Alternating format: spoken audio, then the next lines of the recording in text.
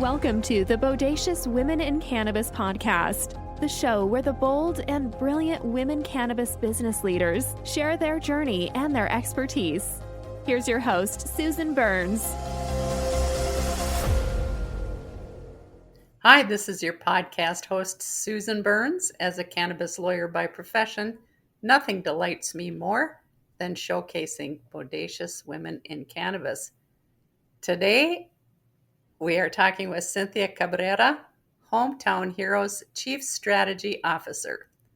Chief Strategy Officer is a C-suite position reserved for only the most creative and intriguing. So we are in for a thought-provoking conversation today. Among many other accomplishments, Cynthia is a director for hemp-industries-association, and she was recently appointed as chair of the Cannabinoids Council. Welcome, Cynthia. Thank you so much for having me, Susan. This is really an honor. You know, I just really love the work that you do, and I really look up to you. So thank you for Oh my including gosh, thank you so much for that. Cynthia, you and I have spoken before in connection with some industry matters, and my hats off to you. It's just an honor to have you here. And when I do these podcast conversations, I usually end with a signature question about what makes you uniquely bodacious, because it's Bodacious Women in Cannabis. But with you, I want to start off with that question and say, Cynthia, let's lead off with what makes you bodacious. Well, you will be happy to know that in preparation for this podcast, I actually looked up the definition of the word bodacious because I was talking to somebody about it. Did you see your picture there and, when you looked it up? no, I didn't. But I was like, hey, wait a minute, because I remember like there used to be like you may have to edit this out. People used to say stuff like bodacious tatas. And I was like, well, wait a minute. And so I looked it up. And so, I was talking to somebody, and so they looked it up. And he said, well, bodacious actually means bold and audacious and like fearless and like, out front and, whatever. And I was like, oh, yeah, I can totally get with that. So, I mean, I love the word bodacious now. I mean, I am just like, because my personality, but also just in our industry, you cannot be a shrinking violet. Like, you just have to fight for what you want. Yes, unless you're a scientist in the back room, it's hard to, or a chemist. It's Yes. hard to be timid. Correct. Yeah, and then it's a whole other thing. Yeah, exactly. But you may find this hard to believe. Pretty much everybody does. I was a very shy child. Like, I never spoke to anybody. I didn't leave my house. I was terrified of everything and everybody. And then one day, like, the hand of God came down and said, that's enough of that. Started off on this other path, which has been great. Okay. Did the hand of God put any cannabis in your hand? I wish. I had to white knuckle it. So tell us about how you arrived in the cannabis sector and what you're doing with Hometown Heroes and all your work in the hemp side of cannabis. So I've been in unregulated industries, and when I mean unregulated, I mean federally unregulated industries since like 2011. And when I was back in the vape space and working on all that fun stuff. Vapes? Everybody who was in the vape, yeah, I still have PTSD from it, but it was super exciting, and I made great relationships, and I learned so much, and whatever. And I was running a trade association in 2015. Well, in 2016, I was running a trade association, and I quit.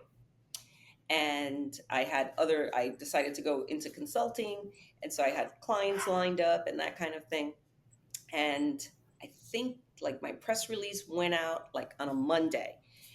And Monday afternoon, I'm getting a phone call from the CEO of Hometown Hero, who's like, I see you're a free agent. We want to hire you. Oh, nice. That's a Cinderella story. And I remember, I was in my car, and he was like, we just have to have you. He's like, I don't know why, the trade association allowed you to quit. He's like, but we want you and we have to have you. And so I started consulting for Hometown Hero. So I've been with them since 2016. And in 2022, they convinced me to move to Austin, Texas to be in-house. And so they had transitioned to cannabis products in 2019. So I had been working with them on that, and then it was just getting to be like a lot. And so the CEO had been handling a lot of the stuff, and he was just like, I need to pass the torch. So that's how So I tell got us here. about Hometown Hero. I know a bit about you, but tell our listeners about Hometown Hero. Okay. Hometown Hero is the funnest place I've ever worked. I hate working for other people. And I remember when Lucas called me to offer me the job, I said, I'm a terrible employee. You know this. This is why I consult. I said, and I don't do the like button down, everybody in their cubicle, that's like, it's just not me. And Lucas was like, do whatever you want, just come work for us. And I Wow, was that's like, a testament. okay, it'll be like a big experiment. And I have to tell you that it has been fantastic. Aside from the fact that the people are just incredibly nice. People, I mean, everybody's just like super nice at the company.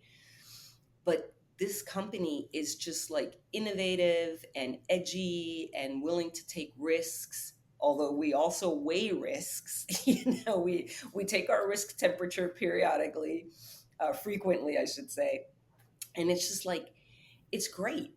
I mean, everybody is just, and like, I've never worked for somebody where, like, I'll call Lucas, I'll call our CEO, and I'm like, I'm thinking about suing somebody, and he's like, do it. You should. Well, as a lawyer, I can And usually, appreciate that one. I like that. yes, it's great. And usually, people are like, well, we need to talk to accounting, or, well, I don't know. And I cannot tell you the number of companies that have said, hey, I'll contribute to a lawsuit, but I don't want my name on it, right? Because they're afraid of retribution or whatever.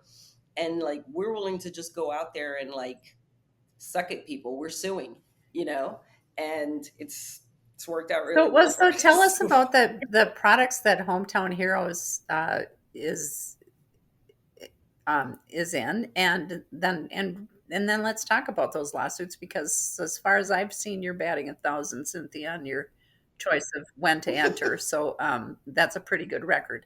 But tell us about the products and then the litigation and why that's so important to the industry.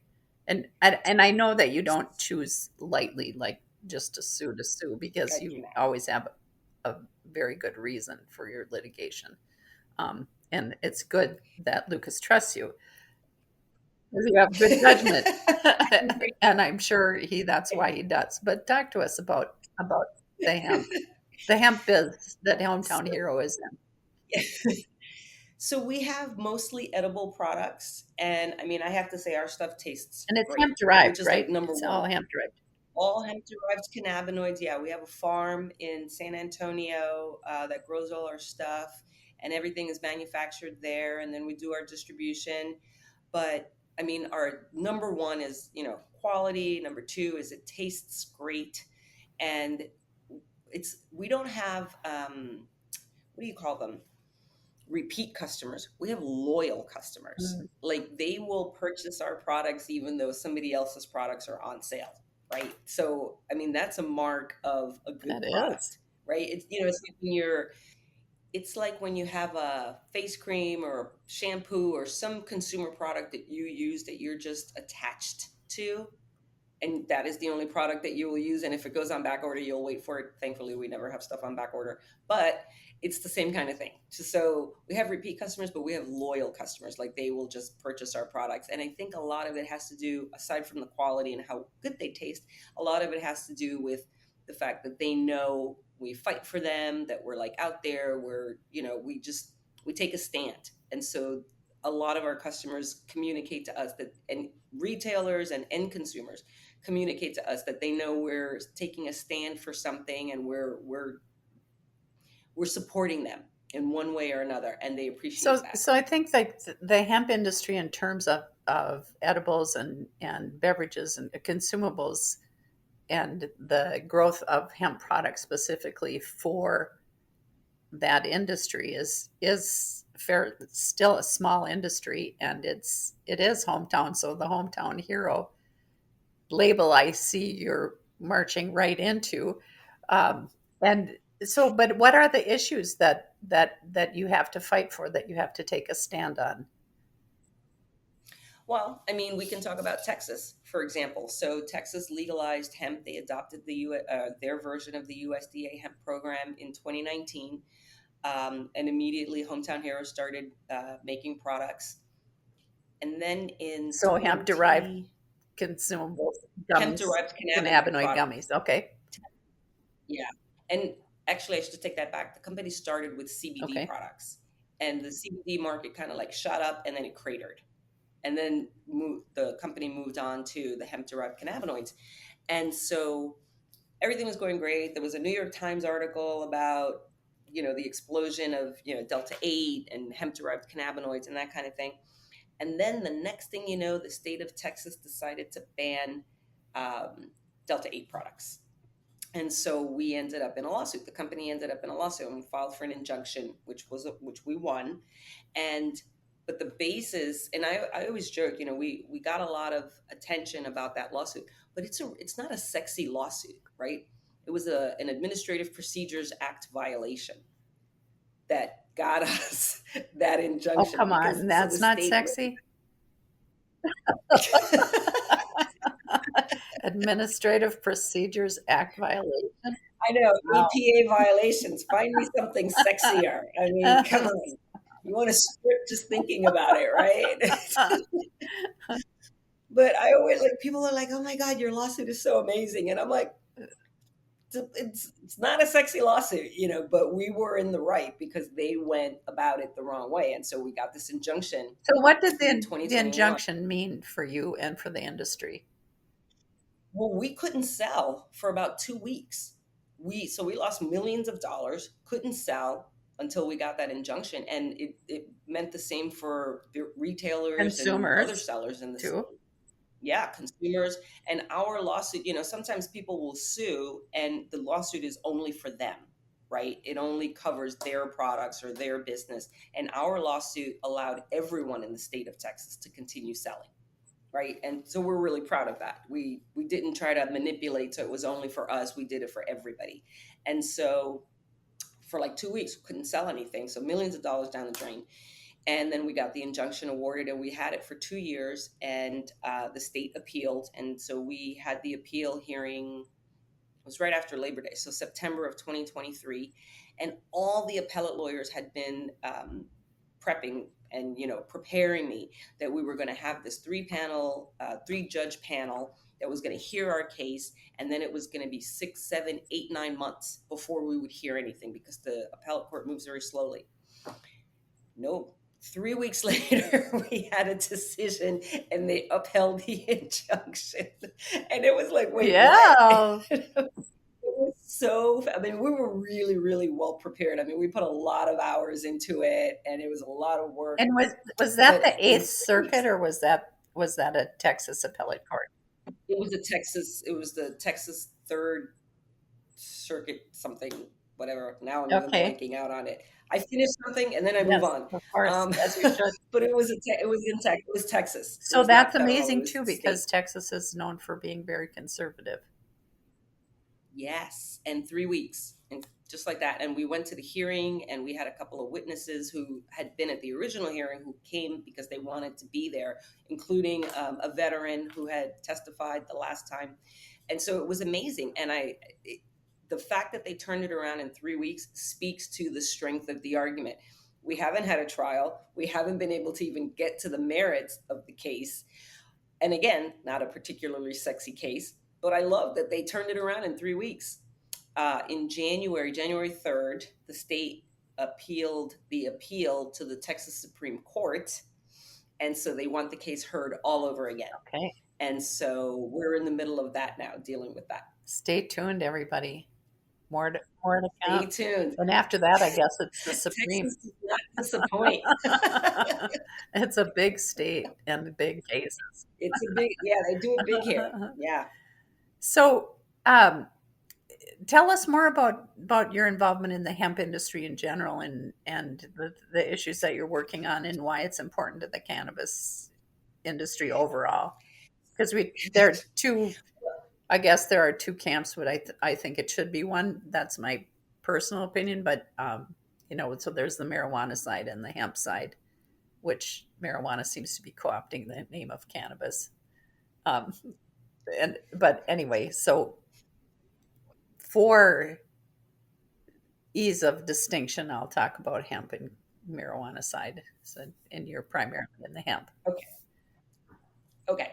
So, as I said, I started off in the vape space. And so back then it was vape and there was a separation between tobacco and vape. And so I started in 2011, and it wasn't until 2016 that vape products were classified as, other tobacco products. And in the space, and I should write a book one day, but in the You will. space, there were all these cigarette companies. Yes, that is my goal. There were all these cigarette companies. So cigarette makers were sitting back and kind of watching what happened. And I remember I was working for this company, and they decided that we should have a trade association in the space because we really needed to deal with the FDA, and we needed to speak in numbers and all this other stuff. And so this trade association was founded with 4 members to start. Almost immediately, one of the members drops out because they were purchased by a cigarette company.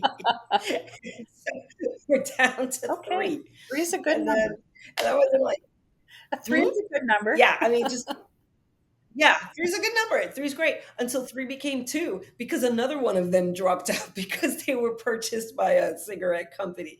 And it was like, come on. It was just like, and so the cigarette companies, because of everything that happened back in the day, they don't belong to associations, Yeah. right? So then these vape companies that they had purchased couldn't belong to this association.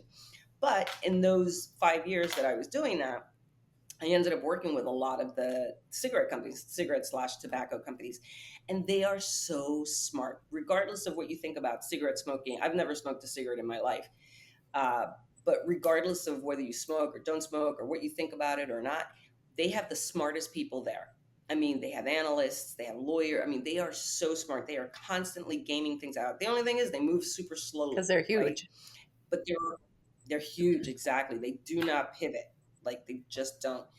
And so there were a lot of parallels between the vape space and the cigarette companies, and then hemp and marijuana companies, right? So you have these big behemoth marijuana companies that are literally trying to stomp the hell out of hemp companies because they perceive them to be either competition, or they imagined an idyllic future where they were the only players around, right?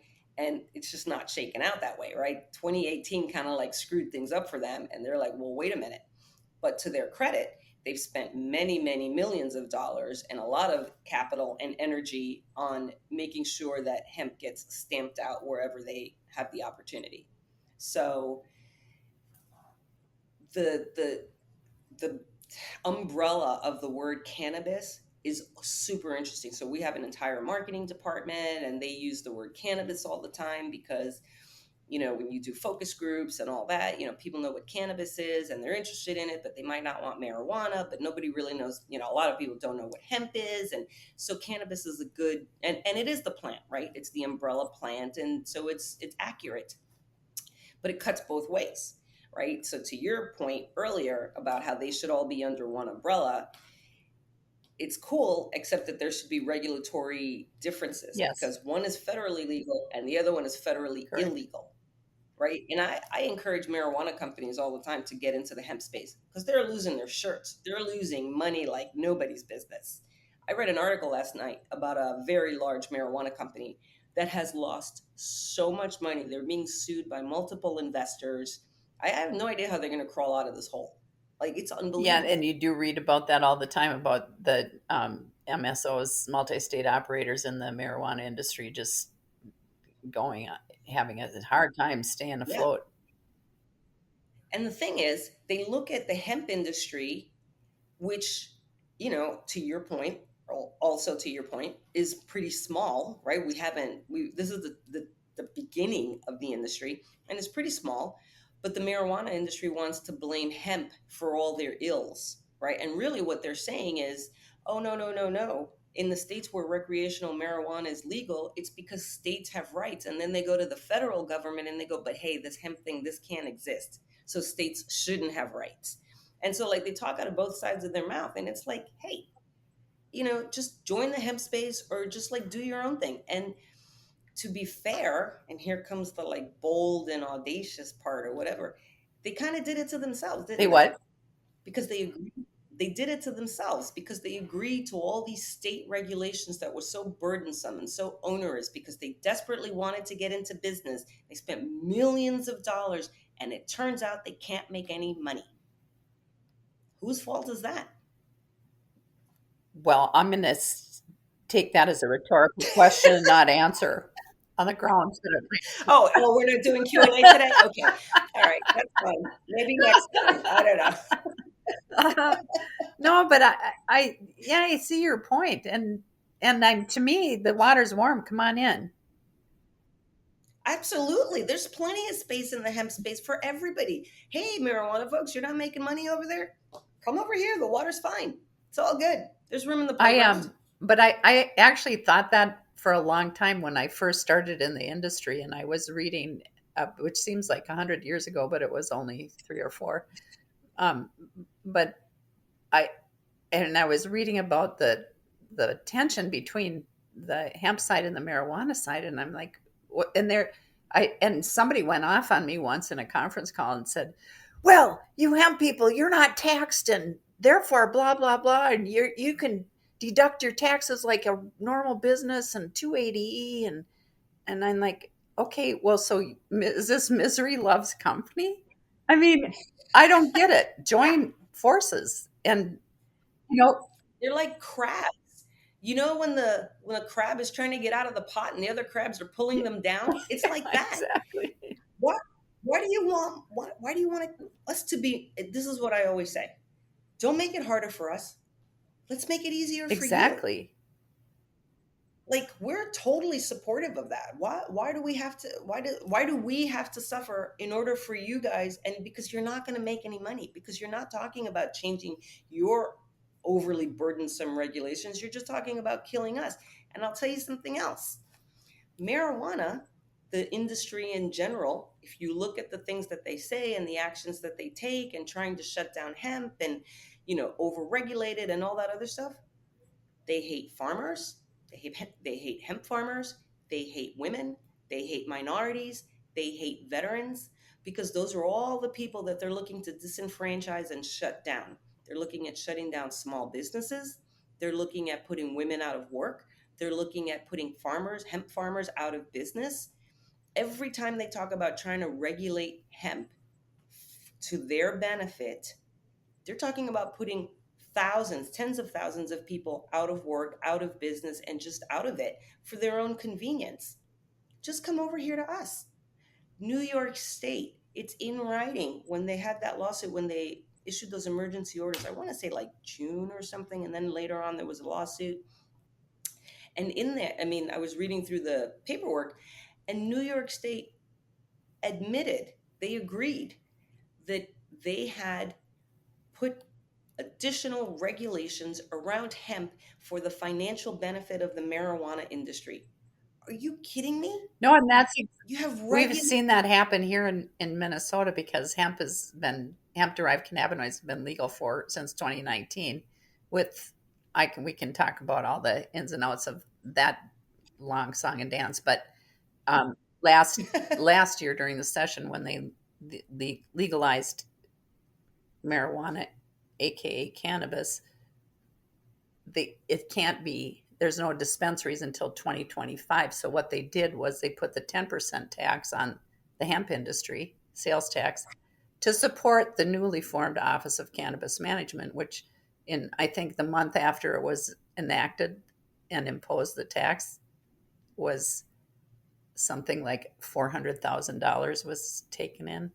And I'm guessing everybody hadn't been able to register that quickly, because when they do it turnaround time like, okay, here, it's a regulation. And before a lot of small businesses even know that it's in existence, they're in violation of it.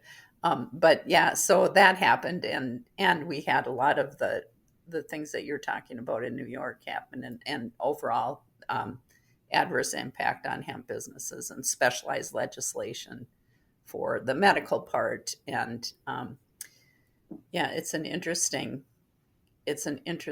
journey. And I think to your point that you made, Cynthia, about the disparate impact of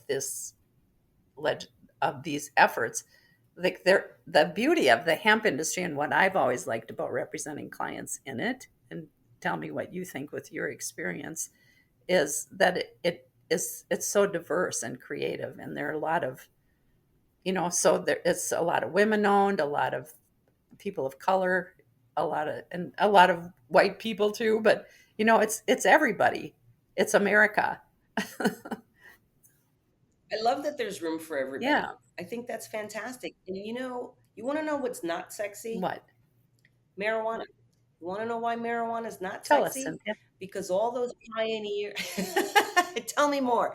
All those pioneers and all those badasses that were out there trying to get marijuana legalized have morphed into these corporate, button down, boring dudes who only care, who are looking at the bottom line and have no problem. Like the freedom that all those activists and people were fighting for back in the day, that has disappeared. That shit is gone. It is over. It has become this corporatized giant that literally wants to step on everybody else. And I mean, I go back to the tobacco space. I liken it to tobacco. When the tobacco didn't come under FDA's purview until 2010. So all that time before that, tobacco was unregulated. FDA didn't get it till 2010. Anyway, so in the history of writing the rules for the tobacco industry, the tobacco companies, the cigarette companies participated in it, right? And there's a process called the PMTA, it's the Pre-Market Tobacco Authorization. And it means that you have to submit a bunch of forms and reports and all this other stuff to the FDA. I'm really dumbing it down, to the FDA for approval before you can put a tobacco product on the market. Well, all the cigarette companies got grandfathered in, right? Huh. But then you get the vape products. Yeah, shocking. You get the vape products, and now the vape products are subject to PMTAs, which were written for cigarettes. So you can't, it's almost nearly impossible. It's tens of millions of dollars to get a product approved, right? So they stacked the deck against ever having a new, less harmful, technology-driven product with a law. And so here we have the same thing happening in the marijuana space, above 0.3% Delta 9 THC, attempting to have regulatory capture of the market through their burdensome rules, right? They got screwed, so they want to screw us. They're not making money, so they want to take our money. Well, we employ a lot of women and minorities and veterans and farmers, and why do you get to do that? Where is the spirit from back in the day where they would fight for that freedom to have the plant be free? What happened? Yes, peace and love. I know it's not a Q&A. I know it's and not love. Q&A. What happened? Peace and love. Where'd that go? That's done. It's like war. They're like terrorizing us everywhere we go. And there you have it. Did that sound harsh? You don't sound harsh, Cynthia. Oh, thank you. You sound like you're bodacious. And you're telling it like it is, according to Cynthia Cabrera. Thank you. I appreciate you saying Cabrera. Thank you very much. And that was a fabulous story from Cynthia Cabrera.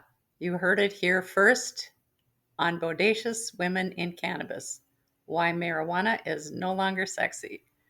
If you want to hear the story, though, you're going to have to contact Cynthia, which I highly recommend you do. You may reach her at cynthia@hometwon-hero.com. CYNTHIA at hometwon-hero, all one word, .com. Cynthia@hometwon-hero.com. That was a great interview.